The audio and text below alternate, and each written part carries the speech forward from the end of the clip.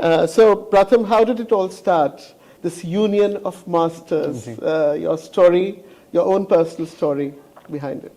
So I was very privileged to go to a top-ranked business school. Yes. University of Pennsylvania. University of Pennsylvania. Yes. It has the Wharton School. Yes, Wharton School of Business. And there I realized that even though it was a very highly ranked institution, I was sleeping through most of my classes. There go the rankings of that. And I think that was true for most of my friends as well.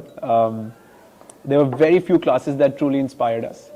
I would say out of the 40 courses I took there over 4 years, there's maybe one course where I truly was inspired to learn. And in that course, there were no exams, no lectures, no slides, no grades, no attendance, no books, none of that, right? The teacher, his name was Adam Grant. The way he would teach was just giving us a problem statement and us as a group solving for that problem statement, right? So something very rooted in reality. And because of that experience, one of the projects we got eventually became my entire life, because that project we got, we worked on it, it became a product, that product became a company, and I'm running that company for almost 10 years of my life. Wow. Right? So one class where the teacher was teaching us more experientially and in a hands-on manner literally gifted me my entire life. Right? And at that moment I had decided that sometime in my life I will build an institution where students will not be inspired to sleep, but be inspired to really change the way the world looks for them. Yeah. It just so happened that I was back home in COVID and I had some time on my hands and I said, hey, let's give it a shot right away. Sure. I thought I'd do it when I'm 60 or 70. Yes, we are aware that this idea was born during the COVID times, right? And so we just said, so we just took up 60 kids. We literally found them online through a couple of news articles and ads that we ran. We found 60 students. Most of them paid absolutely next to nothing. And we started the experiment with a curriculum where we, as I said, we go beyond exams, lectures, slides, grades, attendance, books, where students actually learn business by building a business. And then one thing led to another, and today we have almost 1,000 kids across all of our programs. And as you mentioned, placements and rankings, etc. Obviously, they have improved and incremented over a period of time. Right. And it's amazing to note that we are right in the center of a complete corporate hub, right? Yeah. And students here, you have the energy of a campus the moment you walk in, but you're right in the middle of where business is done. That was another thing, right? So when you go to a medical college, it is always situated next to a medical hospital. Absolutely. Right? And real doctors teach. Apprentices. You don't have like academic doctors and practicing doctors. It's just doctors. It's all mixed together. Right? So the doctors, they're doing surgeries in the morning and teaching in the evening. Yeah. And I think that's the best way to learn from the experts themselves. And that's why when we were thinking where to build our campus, we thought it cannot be a better place than where we are today, because here you have BCG, Bank of America, Expedia, Gartner, WPP, Volvo, Siemens, Aviva. And this is just 1/3 of the names in this building. In this building itself. And so it becomes very easy for these practitioners to come down and teach. It becomes very easy for students to be exposed to half the Fortune 500 within a 1 mile radius, right? Absolutely. Across that window is Udyog Vihar, and across this door is Cyber Hub. And literally, I don't think there's any Fortune 500 that's not represented here. Yeah, absolutely. Couldn't agree more. And it's such a fantastic energy the moment you walk in here. My next question to you, Pratham, is Masters Union has a tremendous focus on entrepreneurship. And I've attended this fair, this almost a Mela kind of a setup where your students had these new ideas and all of us were walking, listening to their pitches, and it was, I think, one of the first I've ever seen, right? So how did this idea come to you that entrepreneurship should be such a big forte at Masters Union? And also, how do you curate this curriculum for entrepreneurship? So our basic understanding and the premise of this entire institution is that the best way to learn business is to build a business. Build a business. Right? Become a job creator, since we're talking of jobs. Not even that. Okay. The best way to learn business is to build a business. Now, Once you've built a business, you have enough business knowledge to then become an investment banker if you want to then become a marketing manager if you want to become an accountant if that's what you want, to pursue CA or to pursue services, right? So I really believe that the best way to learn a skill is to live that skill. Now, how you use that skill is totally up to you. Once I know how to swim, I can swim to save my life. I can swim to win a race. I can do whatever. I can swim to dive. Similarly, even though our curriculum is based on entrepreneurship, many of our students actually choose to go into traditional jobs. But I feel that having learned business the way they have, they'll do much better at their jobs. They have such a smooth landing. They're able to weigh the pros and cons. They know the entirety of the picture. The entirety of the picture, the whole 9 yards. And one more thing I'd say is that, when you've lived business by building it, your DNA also changes. Oh, it certainly does. Right. Once you have tasted blood, you can't go back, right? It's very similar to that. So I think they become entrepreneurial. That entrepreneur gene gets activated. That spirit gets activated, and then they bring it to whatever job they do in the future. Right. Most of my recruiters come back and tell me exactly this. Yes. I think that belief that in whatever job I am, it's like I'm betting my money on it. And realizing that purpose and taking it to the hilt. Couldn't agree more. Now, this, of course, Masters Union is an institution. How do you, Pratham, see the talent landscape and if you relate it to the future of jobs, especially where India is today? How honest do you want me to be? Brutally honest. Okay. I think the world that we are living in, and the year that we're living in, is a year of huge change. It is. I'll give you some data points from last year, and then I'll tell you my prediction for this year. We have a large tech team that builds all of our software, systems, processes in-house, right? Last year was the first year we did not hire anyone new. And whoever left for whatever reason, we did not replace them. And yet, our productivity of that team is 10x of what it was the year before, right? And that's because of agents, AI, whatever it is, I don't know, but it is because of many different things.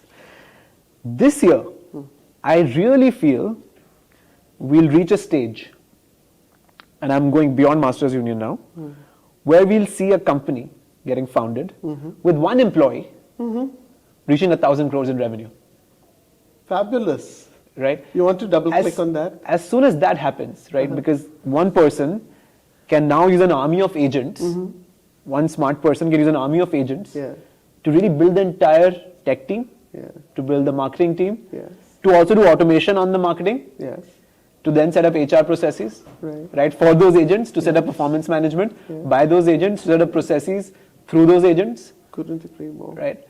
And so once that happens, once that dam breaks, right, I think this entire hiring economy, right, this entire employee-employer relationship will come into question, right? Then the Companies Act, under which people are employed, I think was written by the British in the 1850s, if I'm not wrong, right? I think somewhere, I'm guessing, right? It has had its updates, but... sure, but like the concept of this relationship... very obsolete, right? Yes. I have a feeling that in 2025, the concept of employment will undergo a tremendous change. And when the students who start college today, when they will graduate, I don't think in 2029 or 2030, they will have jobs to go to. That is my view of the HR employment economy. Sure. And so that would bring to question your team and your company and my team and my company. What do we stand for then? We're all part of this HR funnel in a way. Where do we, so we'll have to rethink colleges, we'll have to rethink hiring, we'll have to rethink everything. And I think we should be ready for that. Couldn't agree more. And I think a lot of metamorphosis that needs to be done within the next 2 years for, if you're looking at a window of just 2030 where this might happen. It might be sooner. Might be sooner. It's as early as when AGI comes, right? Yes. And I just read it yesterday that he's saying, hey, 2025 is the year. We will release AGI 1.0. 1.0. So then 2.0 will come 6 months after. 3.0 will come 3 months after. 4.0 will come 1.5 months after, because it's a half-life. Right. That means by 2030 we have AGI 10. 10, yeah. And I hope everyone's listening to this. This is truly Lighthouse. yeah. Couldn't agree more. And that comes to my next question, Pratham. Almost about 80% of employers, and even in this situation that we're talking about, they're looking at non-technical skills like critical thinking, analytical ability. How is Masters Union inculcating this in their teaching methodology as well as the curriculum, pedagogy? So as employers don't care about what you know, they only care about how you think, right? And I think thinking is a muscle. And you have to help students train that muscle. Sure. The only way to train a muscle is to make it practice, is to make it exercise. Yeah. So you have to basically, essentially, get the students to think. Now, our traditional school, college system actually pushes students away from thinking. Because we tell more them, so in our nation and for the legacy we across have. the world, I Across would the say, world, yeah. Because they will say that, hey, here's a syllabus. Don't think. This is the syllabus. I've given you syllabus. Okay. Here are questions at the back of the book. That's how you and I have studied. Yeah. All right. Out of these 100 questions at the back of the book, 10 will come in the final exam. Don't think. True that. Right. 100%. Yes. And you have to get a 80, 90%. Yeah. By the way, there are past papers. Yeah. You could refer to those. You could too. refer to those. Yes. Right. So till now, our thinking was about this. Using Just- past papers to pass tomorrow's exam. Yeah. And cracking that score. And cracking that score. Yeah. That's what's been up. Yeah. Now, that does not train your thinking muscle. That trains your examination muscle. That maybe trains your cramming muscle. That's not your thinking muscle. Yeah. Thinking means that you're taking something that exists today, manipulating it, moving it around here and there, and creating new knowledge out of it. Right? So here, our curriculum is structured in a very interesting way. In term 1, all of our students, without they have any knowledge of business, have to build their own e-commerce stores and actually sell online. Oh, brilliant. This is class 12 kids, finishing class 12. They've come here. Any anecdotes that you could talk? I can give you 20. Please, please. Happy to. There is a student team. They have basically built their own candles, right? And it's done in such a way that the candle wax doesn't fall and it gets contained. I believe they have sold 6 lakhs worth of candle in like 2 months. Wow. We have students who have these pens, like a clicker pen, which is actually like a hidden camera, and they sell those hidden cameras online. Yeah. I think they've crossed again 13, 14 lakhs. Wow. If you just see across the room, and if the camera can move, you see Zeller over there. Yeah. Yeah. That's another student team. Yeah. They sell crystals online. Wow. Right? Because he said that, hey, Swarovski is the only crystal company in Yes. India. There's no Indian version of Swarovski. I'm going to build Zeller. Fantastic. So he sells crystals online. Right? 47 lakhs of revenue in 3 months. Because these students ideated. Because they thought. What is the market? Where is the They gap? trained their thinking muscle. Let's build a brand. Let's figure out ads. Let's figure out the website. Oh shit, it's not working. Yeah. Okay, we have to change now. Yeah. Right? They are training their thinking muscle. Right? There is no syllabus. There is no syllabus. There is none. I tell them, hey, listen, you have to build a business. Yeah. Get revenue, get profit, get margins. Now, as they are building their business, they realize we have to maintain books of accounts. We have to maintain, right? And now they are self-motivated to learn accounting Yeah. because they know they have to file for taxes. Yeah. Currently, in any business school, Right. getting students on accounting class is the toughest thing. Certainly. But here, because they have to do accounts, they learn themselves. They're thrown into the swimming pool. You have to learn how to swim Learn then, to right? swim. Absolutely. So that is how the thinking muscle gets trained. In term 2, they all have to build a YouTube business, Oh, right? any So- ideas on what Just students literally- have? Oh, so come up many, with? so many. I mean, we have a student who's building content on K-pop, Can- right? Oh, We my have a son would love to hear that. We have a student who's building amazing content on branding. We have a student who's used to run this page called Business with Bansal, Anurag Bansal, and used to talk about interesting business news. And now he has his own podcast with Zerodha. And I have tens of examples like these, right? If you just go to Instagram and search for Masters Union, they're probably tagged on our channel, and you can see all of them. I have seen a few. Right. Amazing students. And their grades come from the number of subscribers they have, the engagement rate they have, the comments rate they have, the average view duration that they have, all the real metrics that you will judge your own podcast on. Right? Do they get brand deals? If they get brand deals, what kind of brand deals? Yeah. That's what matters. In term 3, they have to build a cloud kitchen.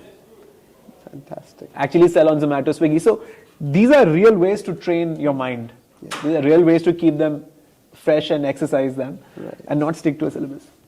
Almost real life projects of much more than that. It's real life. Real it's life. not even a project. Jumping into the profession and Right away, yeah. Yeah, right. I mean, you talk to any medicine student, they'll Yeah. tell you that they started learning medicine Yeah. once they started doing OPD. yeah, उससे पहले सब theory है.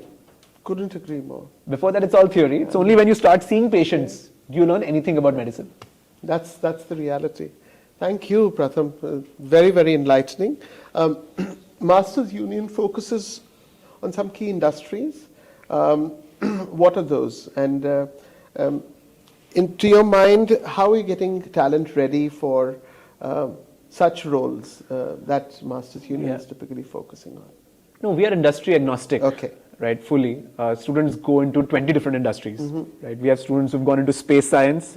We have students who've gone into consulting. Yeah. We have students who have gone into crystal manufacturing. We have students who've gone into towel manufacturing. Right? Sure. They're working with Trident. Trident, yeah. Right, so students go to different kinds of companies, different. So everyone dependent. We have a student Rajrishi who works at Cricinfo, right? And we have someone who's working in DLF, right? So I think industry fully agnostic. I think what we really want is our students, wherever they go, they're able to turn heads, right? With their energy, with their zeal, with their knowledge, and with their risk-taking ability, right? And with their communication. Yeah. And how we prepare them is how I said earlier, right? Which is throw them in the pool. Let them practice their muscle. Right. Once they've practiced their muscle, they'll be able to use it. Right. One thing I will say is that if you meet any Masters Union student, the common thread you will find between all of them is just the sparkle in their eye. Yeah. I can see They that. will be alive, Yes. right? You will not see them sitting in a corner with their book and like going away writing something, Right. right? They will have this energy of like, they'll be hopping, they'll be like, okay, what's next, what's next? They might be a little bit impatient also, which is not necessarily a good thing. And they will bring that energy to whichever company they go to. Yeah, fantastic. That's what we focus on. And they're working with practitioners, people from the corporate world, Yeah. and on live projects, even through their student life. How are they able to deal with the upheaval of what comes with that role? Because they are getting real targets. They're getting Yeah. real that any. They're not able to see. I think 80% of them don't succeed. When you're working with And practitioners, that's how you learn. Yes. you fail more often than not. And how do they take flack? Because How do they take flag? I mean, there's students who work with me, Yeah. and I don't know if you saw earlier, like there were some students who were shadowing Yeah. me, and I would, to put it mildly, make their lives hell, Yeah. right? Yeah, absolutely. And it's controlled hell, Yeah. right? So in a way, I'm nurturing them, but pushing them to the edge. Yeah. And I really feel that's a great way to learn, to fail, to be. एक बार ठोकर तो खानी चाहिए 2-3 बार. बिल्कुल बिल्कुल जब तक गिरोगे नहीं तब तक. And I think that's the way practitioners love to teach. Right. They bring you down, Right. and then let you come back up, in words of Katy Perry. Oh, absolutely. We could play the song here, right, at the background, Nena. Yes, fantastic. So, with that, we come to the end of this first round. Pratham, that was enlightening completely. And I believe what we are doing in Masters Union will be path-breaking. It already is. And I think when we look at 2030 and that question mark, the solution for that will come out of institutions like Masters Union. I appreciate you. Completely.